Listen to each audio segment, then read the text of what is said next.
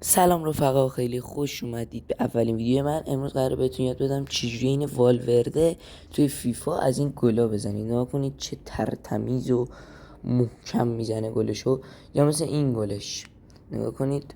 بله، توی این ویدیو بهتون میخوام یاد بدم چجوری این والورده از این گلا بزنید. بریم سراغ آموزش. خب دوستان، ما وارد سونی شدیم. اولین چیزی که باید چک کنیم اینه که دسته شما رو چه حالتیه. من خودم روی کاستوم بازی میکنم و حالت پسه، یعنی اونجوری بازی میکنم که شوت با مربع اونجور چیزاست. اگه شما با کلاسیک بازی میکنید بعد دکمه L1 و R1 رو بگیرید بشوتید، و اگه عین منی دکمه L1 و R2 رو باید بگیرید بشوتید. خب آقا، وارد بازی میشیم، یه R3 میزنید و R2 و L1 و شوتتون عین واقعیت والورده میشه.